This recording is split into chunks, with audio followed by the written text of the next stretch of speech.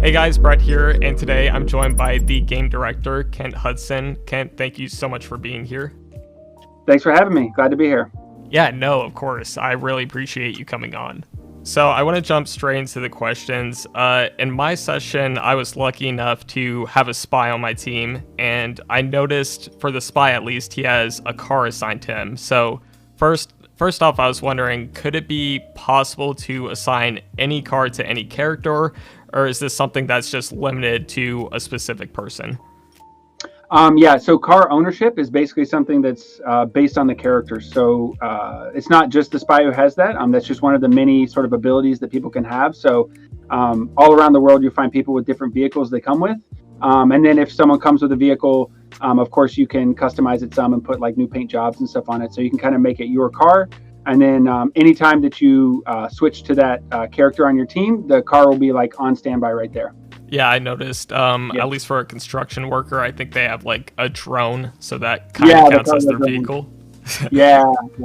So just to be clear, there's not going to be like, in previous games, there was cars on demand where you could just call any car. That's not going to be in the game, right? Right. No. That's not in the game. We used sort of car on demand as the backbone of the sort of car ownership feature, but it's just more important for us in terms of, it's a game about people. So we wanted to make sure that we lent it a little bit more of that feel to make people feel a little bit unique. And also, it is something that, can incentivize recruitment, because when you're going around the world and scanning people and profiling them, you're making these decisions about like, ooh, that ability sounds cool. Oh, that sounds neat. And like, so yeah. Oh, they've got that car. Sweet. So it kind of is a cool sort of personality thing as well. And some characters just have nothing. So don't recruit those characters. No, I'm just kidding. You can if you want to. So when recruiting a character, I noticed some already had weapons assigned to them. Are some of these characters only assigned non-lethal weapons, like depending on which character, or could you switch it out later on and like? Right. So the way it works is that the answer is a bit complicated. So I'll try to walk through it. The way it works is that to start. The tech tab of your menu is where you can buy upgrades that apply to anyone in your DedSec movement. And there's gadgets and hacks and abilities in there, but there's also 4 DedSec weapons. So there's 4 non-lethal weapons that are going to be available to anyone who you recruit on your team. So like no matter what, even if it's someone off the street who comes with no abilities, they will always be able to use any of those weapons that you've unlocked. And like I said, those are non-lethal weapons, and our characters can carry 2 weapons at a time. So anybody you recruit, you'll always be able to sort of mix and match whatever combination of those 4 weapons you want. And then, as you said, characters in the world can also have a weapon specialty. It's all based on who they are. So maybe they're ex-military, or maybe they're, they like target practice on the weekend or whatever. They're a member of a shooting club. That will define their ability to use certain weapons. And so. And then, third, you'll see some of our characters have sort of what we call, unique weapons, like, the street artist with the paintball gun, or the construction worker with the nail gun. And those are, linked just to that character. Now you can, if you want to, you can say, hey, my construction worker, I actually don't like using the nail gun because of whatever reason, you just don't like it. And you can switch it out with any of those DedSec weapons, those 4 DedSec non-lethal weapons. So you can still mix and match. You're not stuck with that weapon if you don't want to use it or you don't like it or whatever. And so, there are a mixture of lethal and non-lethal guns that you can find on people in the world. And then the final sort of wrinkle to it is that, let's say, for example, that we've got 3 different shotguns that you can find on people in the world, for example. I don't know if we actually have 3 shotguns, so maybe it's 2, maybe it's 4, I don't know, so don't quote me. But basically, if you recruit somebody who's got shotgun 1, and then 2 hours later you recruit somebody who's got shotgun 2, then when you're editing the weapons on those characters, if you know how to use shotguns, you can use any weapon. Can use any of those classes, any of those weapons from the class that you recruited. So so if you're really sort of a weapons player, then you're going to be able to find that in the world and sort of build up your arsenal. But we felt it was important in a game about people to make sure there's a justification for why people can use these guns. And so you can't just find a 70-year-old person working at a coffee shop and say, hey, you get a grenade launcher and an assault rifle, unless maybe they're a military veteran, and then have at it.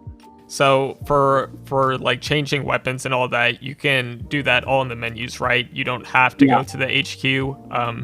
At the HQ there is a 3D printer though. So does that just like change the skin of a weapon, or is there more upgrades to it? That's actually something that's like right in the middle of development right now. So there are upgrades to the DedSec weapons. You just buy those straight in the menu. And you can also apply weapon skins also in the menu. So the 3D printer, we're sort of tweaking exactly how it works, but you know, and it'll probably change a little bit before the game ships. But yeah, right now you can do all of that weapon sort of loadout management and skins and stuff. You can do all that just directly in the menu. You can do it anytime as long as you're not like in combat. Another thing, and I didn't really get it tested out in this demo, so it's a perfect chance to ask you, but so for radio stations, at least in Watch Dogs 2, it was all connected to your phone. So if you left a car, the music would still be playing. Is that still a feature in Legion, or is music only going to play while you're in a car? In Legion, it's just in cars. I mean, we've got the different streams of different styles of music and stuff like that. And then we've also, you know, done a lot with placing music in the world. So, you know, you go to different locations and people have radios on or boom boxes and stuff like that. But the player doesn't have a phone in the same way that they do in Watch Dogs 2. So we don't have, you know, there's not the option to just like, you know, listen to, you know, your favorite hip hop station at all times. A question that you've probably seen a lot is, and I don't know if you can answer this, but how big is the map if you had to compare it to Watch Dogs 2, for example?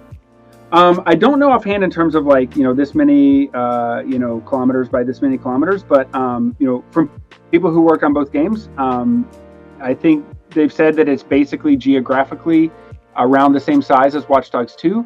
However, it's a much denser map than Watch Dogs 2. I mean, obviously being a dense urban environment does some. You don't have as much of the sort of like Silicon Valley, rolling hills type of locations.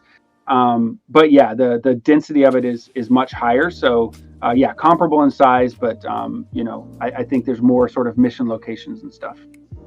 Yeah, no, I could definitely tell it was a lot denser compared to the previous games. Mm-hmm. Another question I have is, so when I was driving around on a boat, I noticed Albion ships. If you have a wanted level, will these Albion ships attack, or will drones just come for you? Yeah, it's mostly drones that are part of the pursuit system.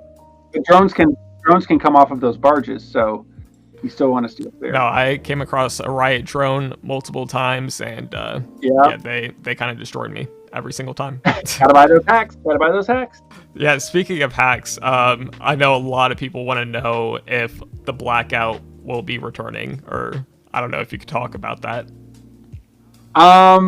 Not in the exact form that it came in Watch Dogs 2. I mean, some of our, like, again, it's, you know, stuff is put on characters. So for example, we have a hacktivist character who does what we call virus hacks, where you can take any of the core hacks that are, you know, familiar from Watch Dogs of like, you know, distract or gun jam or things like that.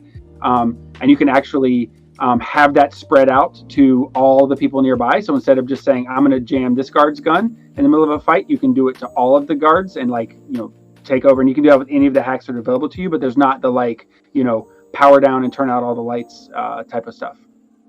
All right. Well, I think that does it. Thanks again, Kent, for doing this interview. I know a lot of people really like these super gameplay specific questions, so I really do appreciate it. Yep. No problem, man. I'm always happy to talk about gameplay.